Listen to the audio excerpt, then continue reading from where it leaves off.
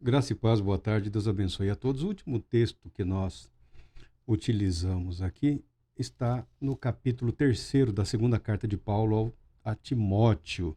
E o final do capítulo 3º, ele termina exaltando, enaltecendo a palavra de Deus, a Escritura, a Bíblia. Toda Escritura é inspirada por Deus e proveitosa para ministrar a verdade, para repreender o mal, para corrigir os erros e para ensinar a maneira certa de viver, a fim de que todo homem de Deus tenha capacidade e pleno preparo para realizar todas as boas ações. Graças a Deus pela sua palavra e que o Santo Espírito a todos abençoe nessa breve reflexão. Toda Escritura é inspirada por Deus. Paulo exortando o jovem Timóteo a permanecer fiel naquilo que ele se propôs diante de Deus. E o apóstolo Paulo aqui levanta a questão da autoridade. O que é autoridade para o cristão? Quem é autoridade na vida do cristão? E nós sabemos, nós reconhecemos que a Bíblia, que a Escritura, é a palavra de Deus. O que a Bíblia não é a voz de Deus, tá? Porque alguns confundem, tá? A Bíblia é o registro inspirado, é o registro da revelação de Deus através da história da humanidade e é o registro inspirado, autoritativo nas questões de fé e prática. Nós acreditamos nisso. A Bíblia não é concorrente de Jesus Cristo. Nós temos visto e aprendemos isso com o Dr. Pannenberg na sua obra de teologia sistemática. O Dr. Pannenberg é um filósofo alemão, um filósofo luterano, um excelente filósofo cristão, muito, muito, muito bom, um homem muito culto, um erudito, um homem dotado de grande capacidade. É claro que ninguém é obrigado a concordar com tudo que ele expressa, mas estudando o material do Dr. Pannenberg, nós vimos que é possível fazer perguntas diferentes. A pergunta certa fornecerá a resposta correta, a resposta adequada. O problema, às vezes, na vida cristã, é que as pessoas permanecem nas mesmas perguntinhas. Satisfeita aquela curiosidade inicial, muitos não se atrevem a levantar novos questionamentos. A Bíblia é a palavra de Deus, é a escritura inspirada por Deus. Todas as grandes religiões têm o seu respectivo livro sagrado ou seus livros sagrados. No caso do cristianismo, a escritura, que nós chamamos de escritura, ou a Bíblia, ela é, na verdade, uma pequena biblioteca. Ela não é um único livro, ela é formada por diversos livros, por cartas também, por assim dizer. Ela possui um único autor, um autor divino, o Espírito Santo, que inspirou os seus muitos e variados escritores, de maneira tal que é possível você perceber uma mente única através da escritura. É uma história que se manifesta, que se revela, né? Conforme, se você acompanhar do ponto de vista histórico, você verá que há uma ampliação naquilo que Deus apresenta para a humanidade. Nos primeiros livros, nos primeiros registro, historicamente, Moisés é o primeiro escritor, tá? Ele não é o primeiro homem a quem Deus revelou a sua palavra. Ele não é o primeiro, ele é o primeiro escritor, ele é o primeiro a escrever, né? Ele tem aqui os 5 primeiros livros da Bíblia, sagrada para os cristãos, sagrada para também os judeus, e tudo que nós chamamos Antigo Testamento forma o cânon da fé judaica, do povo judeu. Tá? O chamado Novo Testamento diz respeito à fé cristã. E o cristão aceita sem nenhum problema o chamado Antigo Testamento e o Novo Testamento, porque eles estão relacionados, intimamente relacionados. Não é possível compreender de forma plena um sem buscar compreender o outro. Nos interessamos muito pelo novo e fomos levados a estudar o Antigo Testamento. Isso é comum, isso é bastante frequente, mas estamos falando de autoridade. Então é comum você ouvir as pessoas dizendo: a Bíblia é a palavra de Deus. E tem uns que levantam o dedinho também. A Bíblia é a palavra de Deus, a Bíblia é o registro ensinado. Há um grupo de homens sérios, de cristãos sérios. Maior influência sobre as igrejas no Brasil são as igrejas norte-americanas. As igrejas na Europa, as igrejas cristãs na Europa têm fornecido bem pouco. Alguns teólogos militam mais nas universidades, né, na chamada área acadêmica, do que na vida religiosa.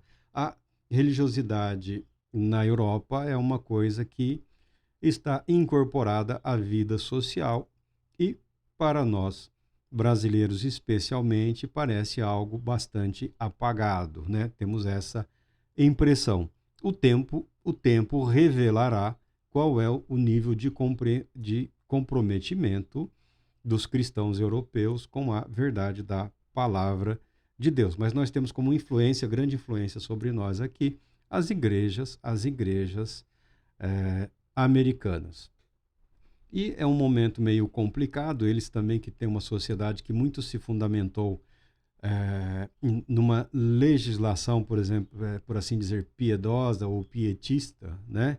Uma cultura legislativa no que diz respeito aos costumes muito influenciada pelo cristianismo desde a origem da nação, e hoje isso está sendo abalado, né? Essa tranquilidade sobre a qual muitos repousavam, porque havia leis nos estados, lá cada região tem uma lei, mas havia muitas leis impondo, por assim dizer, limites cristãos para a sociedade como um todo. Lembrando que a sociedade norte-americana ela é majoritariamente cristã, tal qual o Brasil.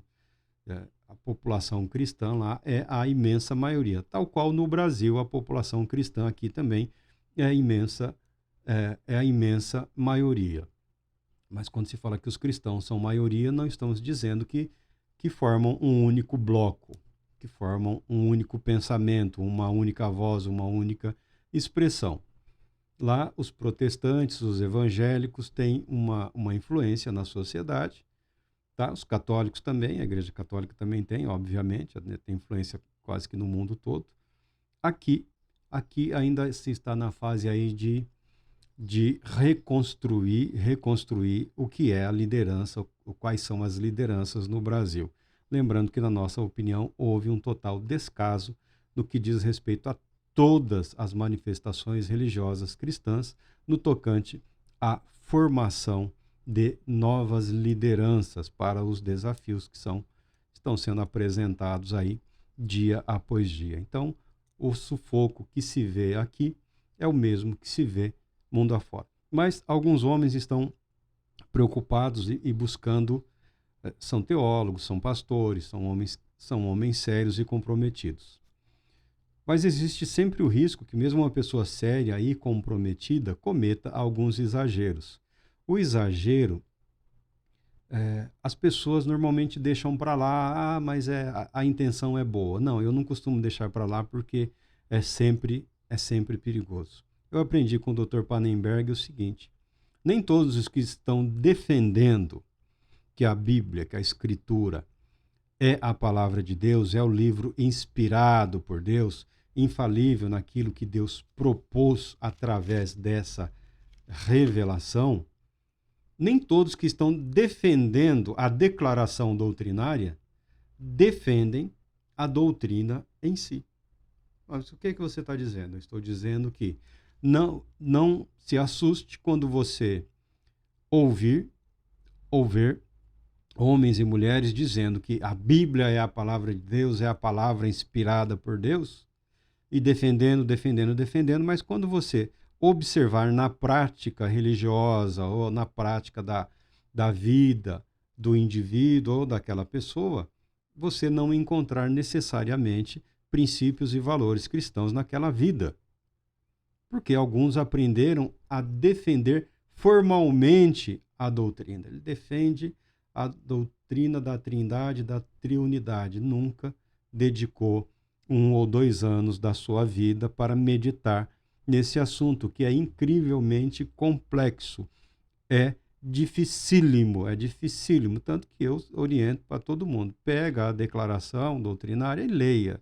Não fica, eu acho, eu penso, porque você errará. Por que você errará? Porque todos erraram. E foi a partir dos erros cometidos por homens que eram cristãos, tementes a Deus, que a igreja precisou se reunir, parar, pensar, refletir, pedir a orientação de Deus e expressar da maneira mais correta possível nos limites da capacidade da compreensão humana no que diz respeito a doutrinas difíceis, doutrinas complexas. Então é possível que a pessoa defenda que toda a Escritura é inspirada por Deus. E nós vemos algumas defesas que extrapolam os limites da revelação, os limites da fé, os limites da piedade e da santidade. Mas por que isso, Marco?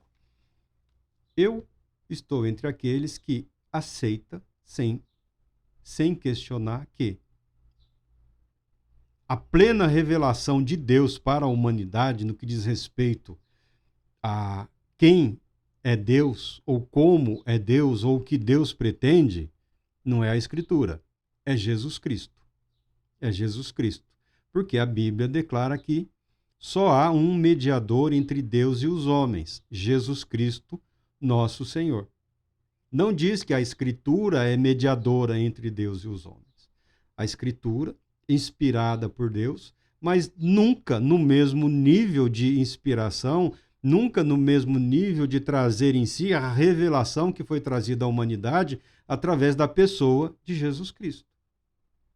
Jesus Cristo não despreza a Escritura. Jesus Cristo não despreza a palavra de Deus. Jesus Cristo não despreza a história religiosa. Jesus Cristo não despreza os livros inspirados, mas ele declara firmemente que nós devemos buscar na Escritura o testemunho da Escritura em relação ao Cristo, em relação ao Messias, em relação ao nosso Senhor. A Escritura é um registro inspirado, é parte do que se compreende por revelação de Deus, ela é a parte, mas ela não é o auge. Porque o máximo da revelação de Deus para a humanidade é Jesus Cristo. É Jesus Cristo. Não dá para concorrer. É possível ser salvo sem um conhecimento da Escritura. Porque a salvação vem pela fé no Filho de Deus. A salvação não vem objetivamente pelo conhecimento literário do livro sagrado. E por que alguns exaltam tanto a palavra de Deus? Primeiro, uma defesa de uma verdade. A Bíblia é a palavra de Deus, ela deve ser a regra de fé e de prática aqui para o homem de Deus. Porque o cristão ele está se metendo num debate aí que não diz respeito a ele. O desafio do cristão é viver em Cristo. Se outros não querem, não é problema do cristão. Como cidadãos, nós temos direito de participar de todos os debates políticos, sociais, econômicos que ocorrem no nosso país. E eu sou daqueles que defende. Esse direito. Mas eu estou entre aqueles que abominam os tipos acafagestados que querem impor uma forma de vida que diz respeito àqueles que creem. É claro que há limites em todas as culturas e sociedades. E a nossa está bem longe de encontrar aí uma forma equilibrada de uma convivência pacífica. Muito pelo contrário, na minha opinião, estamos vivendo aí à beira aí da violência. Né? O Brasil é um daqueles países que não se tornou aí uma área de conflito, de guerrilhas constantes pela misericórdia divina. Então, eu defendo a participação do cristão, de qualquer grupo cristão, defendo a participação ativa na vida política, social, econômica do Brasil, do país. Quem não se envolve não tem o direito de reclamar, tá? Eu defendo ativamente, como cidadão. Como cidadão, todos temos esses direitos. Agora, valer-se de um direito para tentar impor perspectivas que dizem respeito ao cristianismo, isso é fruto da preguiça.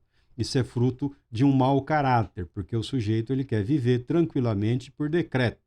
Ele quer que o Congresso decrete, ele quer que o Supremo baixe uma exigência, que o presidente aí faça um golpe, um autogolpe, um pró-golpe, um sem-golpe, e as pessoas, teoricamente, serão obrigadas todas a viver de acordo com o que a maioria pensa. Isso nunca aconteceu. Isso daí é a mente de um louco. Isso daí é a mente de gente perturbada que perdeu ou está perdendo o senso de ridículo e o senso de realidade, tá?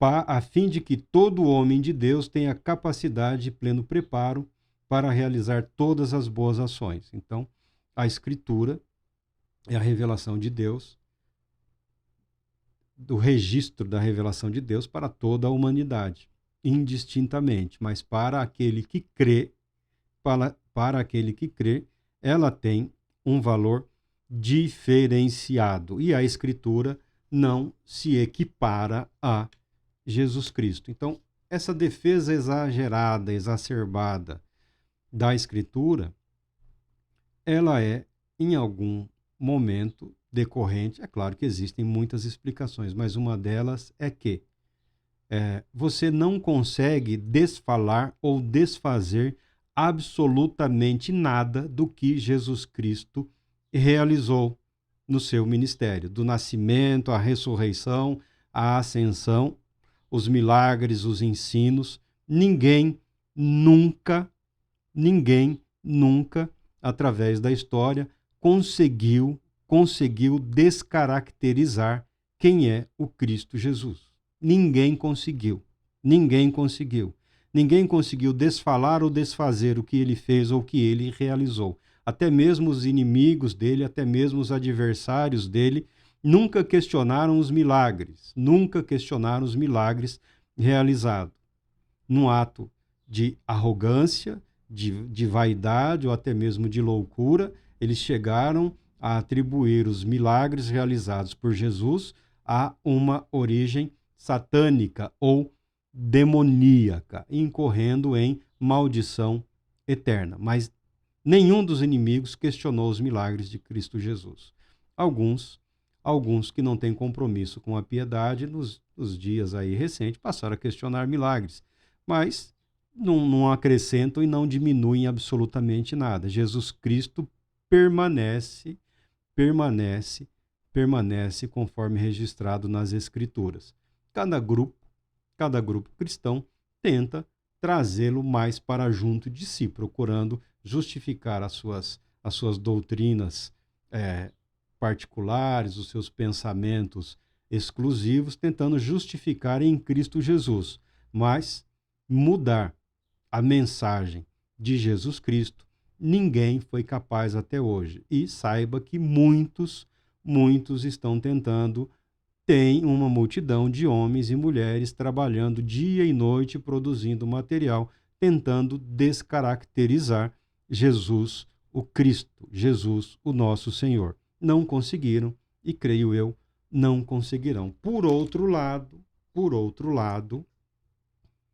não é tão difícil manipular o texto, pervertendo o contexto, usando o que é sim fruto da revelação, da inspiração de Deus, num determinado momento, para uma determinada pessoa, para um determinado grupo. Verdade esta, que a partir daquele momento da história deve ser estudada, deve ser compreendida, deve ser analisada. Quem falou, para quem falou, aqueles que ouviram, como receberam, quais foram as consequências, qual o resultado daquela revelação para aquele grupo, para aquelas pessoas, e como nós hoje podemos aprender com o que Deus ensinou para aquelas pessoas naquele momento, de maneira que a palavra de Deus mantenha-se viva, inclusive para nós nos dias de hoje. Então, a defesa exacerbada da Escritura, que está sendo refeita por alguns nos dias de hoje, que aí todo mundo que está trabalhando, pregando, ensinando, aí todo mundo vira herege, né? Herege, apóstata, defendem o texto, porque manipulam o texto. O texto não deveria ser assim. O texto não deveria ser assim. Mas, e você sabe, você que é cristão como eu, você que frequentou a igreja, você que cresceu na igreja, você que tem ouvido as mesmas coisas desde a sua infância, tá? Você vê que em determinados momentos você já viu, você presenciou, eu já vi. Nós não estamos aqui atacando ninguém, mas você já viu textos extraídos do contexto escriturísticos para tentar justificar o que não tem justificativo. Então, alguns defendem a tese, defendem a declaração. Por quê? Porque não encaram a Escritura como revelação propriamente, porque se encarassem, buscariam submeter as suas vidas, pelo menos os seus pensamentos, à Escritura, e não utilizá-la como ferramenta, e não utilizar a palavra de Deus como ferramenta para manipular pessoas, emoções, sentimentos, esperanças, expectativas para obterem vantagem, tá? Aprendi com um homem que muita gente não gosta de ler, porque ele faz perguntas diferentes, tal como essa. Por que essa defesa tão violenta da Escritura como verdade? Porque nós sabemos que a Escritura preserva a revelação, mas a verdade é a verdade, tanto que Cristo não se preocupou em escrever. Toda vez que me perguntam, eu falo. Cristo não se preocupou em escrever um livro. Ele se preocupou em gravar a palavra de Deus no coração dos indivíduos, na alma, no espírito, na mente dos seus discípulos, dos seus apóstolos e de todos aqueles que o procuravam. Você não vê Jesus dizendo, Deus é bom, não importa o que você está passando ou vivendo. Jesus Cristo diz para o cego, Deus é bom, e cura o cego. Jesus Cristo diz para o leproso, Deus te ama, e cura o leproso. Jesus Cristo diz para o pecador, você é filho de Deus, e purifica o pecador. Jesus Cristo não se apresenta necessariamente como um defensor da palavra. Ele encarna a palavra, ele encarna a verdade. Ele é o próprio Verbo encarnado, o próprio Deus encarnado, a revelação máxima. Eu posso dizer que Deus te ama. Muitos podem dizer que Deus te ama e a sua vida não mudar absolutamente em nada, e às vezes você pode até correr o risco de piorar um pouco, porque você pode dizer, se isso é amor, eu gostaria que Deus estivesse amando outra pessoa nesse momento, porque eu não me sinto amado, não me sinto incluído num plano especial ou no propósito salvífico, porque eu vivo como aquele que vive debaixo de uma maldição, todo dia problema, todo dia luta, todo dia batalha. Uma perspectiva, uma visão equivocada que talvez tenham colocado na sua cabeça, aproveitando o estado emocional decorrente da fé, né? A facilidade de transmitir e de receber, a pessoa apresenta conceitos distorcidos e a sua vida não se encaixa no erro. Graças a Deus, sua vida não se encaixa. A sua vida não se encaixa no erro, a sua vida se encaixa na verdade. Na verdade de Deus, revelada não pela igreja, revelada por Jesus Cristo. A igreja também não está no nível de Jesus Cristo. Não está. A igreja não substitui. A igreja não substitui. Jesus Cristo é insubstituível. Ele é insubstituível. Não há ninguém que possa fazer o que Jesus Cristo está fazendo em prol da humanidade e da criação de Deus. Marco, aqui isso nos leva à questão da autoridade, à questão da inspiração, à questão da fé e à questão da piedade.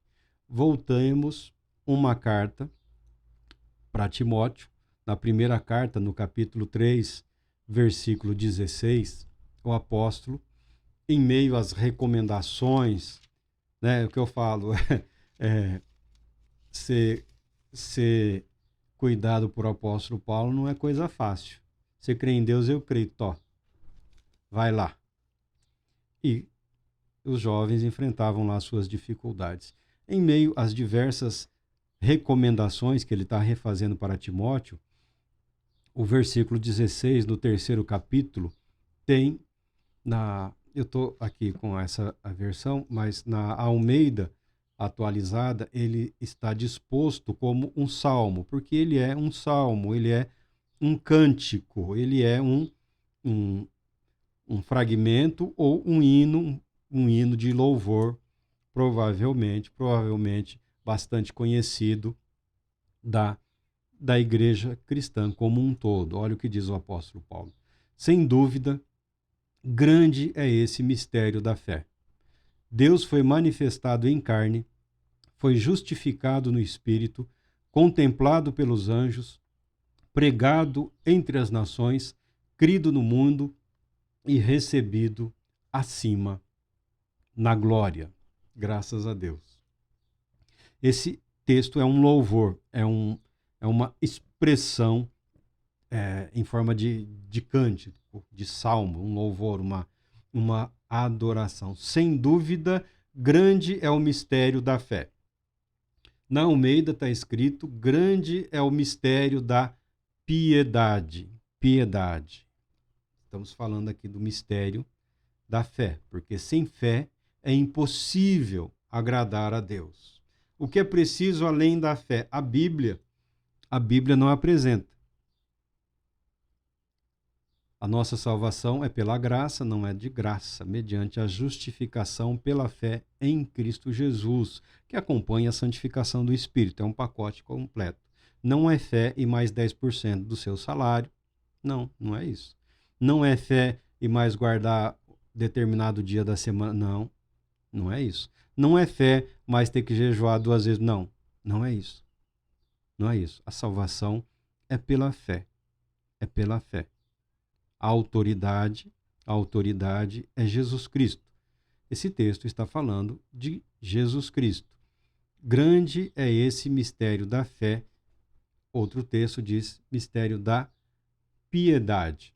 Eu me lembro, eu ainda devo ter aí algumas Bíblias mais antigas, as versões mais antigas, as edições mais antigas da Escritura vinham com a palavra dos editores e vinham também com recomendações de como a pessoa deve ler a Sagrada Escritura, a palavra de Deus.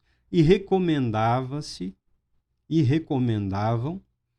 que o cristão estudasse a Escritura com reverência, com fé, com temor, com amor a Deus, pedindo sempre a iluminação do Espírito Santo para aproveitar-se, para saborear, para aprender a verdade transmitida espiritualmente pela palavra de Deus. É assim que no passado, os editores aproveitavam aqui o texto, apresentavam o material e havia essas recomendações. Nessa que eu comprei aqui, porque eu sempre quis, sempre tive curiosidade, a versão inglesa ela é muito citada e a língua inglesa é também uma língua muito antiga, Então, línguas antigas para a tradução fica bem que nós estamos lendo aqui a tradução para o português. Eu, educada e respeitosamente, retirei desse texto aqui, eram, acho que 2 ou 4 folhas com recomendações de pastores, pastoras, cantores. Eu educadamente retirei e joguei fora. Porque eu não comprei uma Bíblia. Porque algum barão da fé recomendou. Eu não leio a Bíblia porque determinado ministro é fã desta ou daquela versão da Escritura. Eu leio a Bíblia porque eu acredito que ela é a palavra de Deus. E não preciso da recomendação de ninguém para meditar nas Escrituras. Eu não preciso dessa recomendação. Eu não preciso de um livro aqui que tem meia dúzia aí de falantes aí, alguns dos quais eu não consigo demonstrar respeito nenhum. Por quê? Porque estão incorrendo em gravíssimo erro e, invariavelmente, todos eles também gritam feito loucos, literalmente, que a Bíblia é a palavra de Deus. E gritam para a própria condenação deles, porque abandonaram o caminho do Senhor.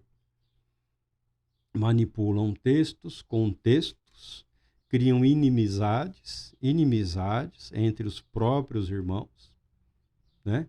Criam um abismo entre pessoas que viviam e podem viver em perfeita paz, para justificarem aí os seus guetos espirituais, tá? Essa é a minha convicção, não é a minha opinião. Há um fator limitador aqui. Não é qualquer um. Não é qualquer um. Não é qualquer homem, não é qualquer mulher. Não é qualquer um que está autorizado. Porque a Bíblia declara que, sem dúvida, grande é o mistério da fé. Não é dada a todos. Deus não é obrigado a fazer absolutamente nada por ninguém, porque ele já fez tudo. Porque ele já fez absolutamente tudo. Deus não deve nada ao ser humano, tá? Deus não está pagando penitência quando decidiu graciosamente providenciar salvação.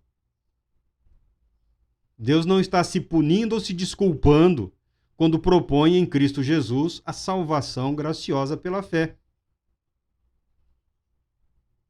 Não adianta tentar subverter a verdade que o próprio texto revela para tentar justificar contextos em que Cristo Jesus é apresentado como um refém de determinado grupo. E ao grito, ao pulo ou sapateio de um patife, de um cafajeste, o milagre vai acontecer. Não, não é assim, nunca foi assim e jamais será assim. Não é por força nem por violência, e muito menos por palhaçada ou por patifaria que se revelará o amor de Deus para o pecador, para o aflito, para o desesperado. Não é pelo bom teatro ou pela boa conversa ou pela mentira elaborada. Senão a submissão ao Cristo Jesus como Senhor, que a igreja foi mentirosa, a igreja mentiu. A igreja mentiu. A igreja mentiu para muita gente. Meu irmãozinho, pastor, você mentiu, você participou da mentira. Você participou da mentira. Meia verdade é uma mentira completa. Copiando. Infelizmente, eles foram a maior influência, é por isso que eu falo, alguns pastores americanos, e você consegue traçar. Você quer aceitar Jesus?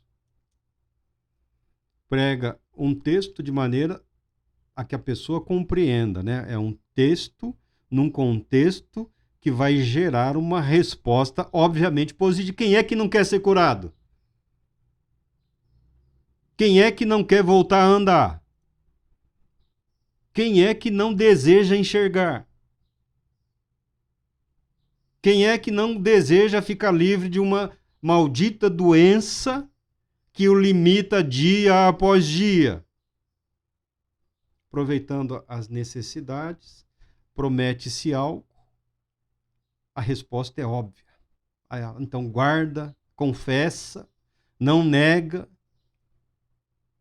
99,9% das vezes não acontece nada, porque é uma mentira. Ah, mas eu aceitei Jesus como meu Salvador. Não é possível. Não é possível aceitar a salvação sem aceitar com ela a soberania de Deus, a soberania de Cristo Jesus. Não é possível aceitar o amor de Deus sem se submeter à justiça e à santidade de Deus. É impossível querer ser cheio do Espírito Santo sem tremer de pavor diante da santidade de Deus. Meia-verdade é uma mentira completa. E as meias-verdades assombram muitas pessoas hoje. Mas eu aceitei, Deus age por mim, é isso, é aquilo. Tá bonitinho o texto. Tá bonitinho o texto. Mas foi tirado do contexto. Jesus, quando apresenta o reino de Deus, o reino dos céus, ou o próprio reino, ele não o apresenta primeiramente como vindo com um poder bélico constrangedor. O reino de Deus é primeiramente apresentado como habitação do Espírito Santo na vida, no íntimo daquele indivíduo. De maneira que o reino, o poder do reino, a glória do reino, a comunhão do reino se revelam de dentro para fora. Essa é a expressão, essa é a exposição do Evangelho de Cristo Jesus, que nós traduzimos como novo nascimento, batismo no Espírito Santo, tá? Mas o reino se apresenta dessa forma, de dentro para fora. E uma vez manifestada a verdade, ela se torna mais real do que a própria realidade. O evangelho superficial, o evangelho por demandas, né? O evangelho para levantamento estatístico, para permitir atividades voltadas para isso, para aquilo outro, né? Igreja preocupada com a qualidade da vida sexual, né? A resposta sexual dos casais na igreja. Meu Deus do céu, olha onde chegaram. Onde chegaram? Onde chegaram? Não se pode nem dizer que é uma igreja mundana, não que o casal não tenha direito a ter prazer sexual, é claro que tem. Eu estou dizendo, mas essa é a preocupação da igreja? É para isso que Deus, em Cristo, instituiu a igreja?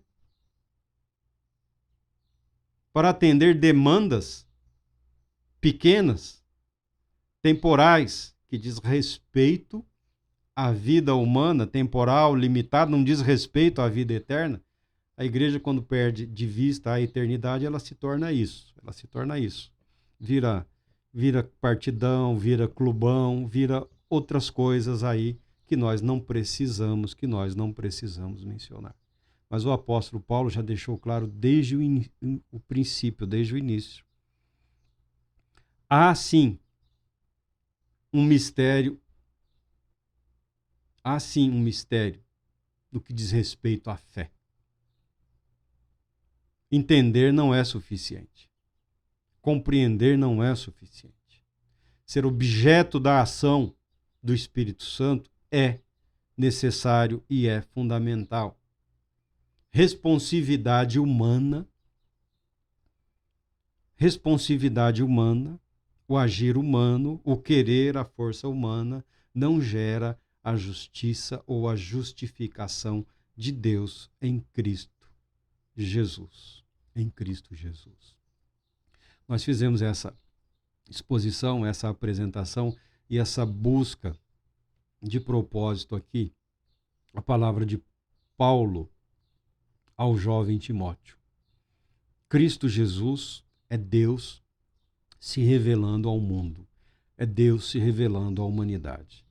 talvez o seu mentor aí tenha te conduzido através da palavra de Deus para diversos e muitos aspectos para os quais a Bíblia é suficiente, sim, para o homem de Deus, para que todo homem de Deus, incluindo as mulheres também, tá? O discurso, essa baboseira que estão aí, né, que estão falando aí, tentando criar uma coisa que não existe, uma linguagem impossível, tá? Mas o discurso era primeiramente para o homem, o masculino prevalece, tá? O masculino prevalece. Querem mudar, mas não tem como você mudar a história da humanidade. Não tem como você recriar para satisfazer aí algumas pessoas que nunca estão contentes ou satisfeitas com absolutamente nada. A Escritura é, sim, tudo que ela promete ser, a fim de que o homem de Deus, a mulher de Deus. Então, há uma premissa aqui. Aquele que está debaixo da graça de Deus, do agir de Deus, a Escritura apresenta uma eficácia, ou deveria apresentar uma eficácia, uma eficiência muito maior do que se tem visto nos dias de hoje.